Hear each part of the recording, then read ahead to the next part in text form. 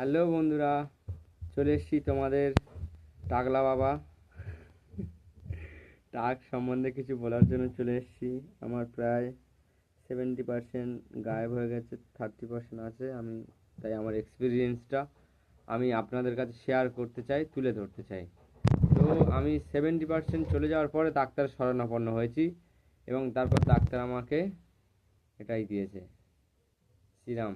আর আমার চুল পড়ার মেন কারণ সেটা হচ্ছে ড্যান্ড্রাফ, মানে আমার খুশকি মেন কারণ।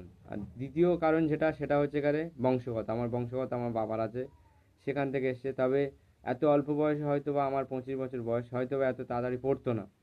পড়ার কারণ একটাই, আমি যত্ন নিইনি টাইম মতো। আমি যদি টাইম মতো ডাক্তারের শরণাপন্ন হতাম, তাহলে আর এগুলো হতো না। আমি ইউটিউব দেখে কোথায় ডিম, কোথায় অ্যালোভেরা, কোথায় এটা ওটা সেটা করে আমি সময় অপচয় করছি, তাছাড়া আর কিছুই না।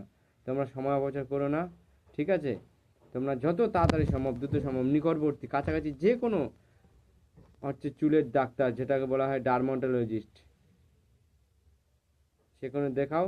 এবং দেখিয়ে যা কিছু দেয় সব কিছু করো, বিশ্বাসের সাথে করো। আমি প্রমিস করছি চুল ফিরে আসবে। আমার ভাইয়ের চুল যাচ্ছিল, আমি তাকে পরামর্শ দিই এবং সে দেখায় এবং সে ফিরে পেয়েছে, তার আর পড়েনি। তো তোমরাও আমার ভাইয়ের মতো, বোনের মতো, আমি তোমাদেরকে সঠিক ইনফরমেশনটা দেওয়ার চেষ্টা করব। ভুল দিয়ে আমার লাভ নেই, আমার সাবস্ক্রাইবারের কোনো আশা নেই, লাইক কমেন্টের কোনো আশা নেই। আমি জাস্ট একজন যদি শোনে, সেই একজনকে আমি সঠিকভাবে বলতে চাই। তো প্লিজ ডাক্তার শোনাপন্ন হবে।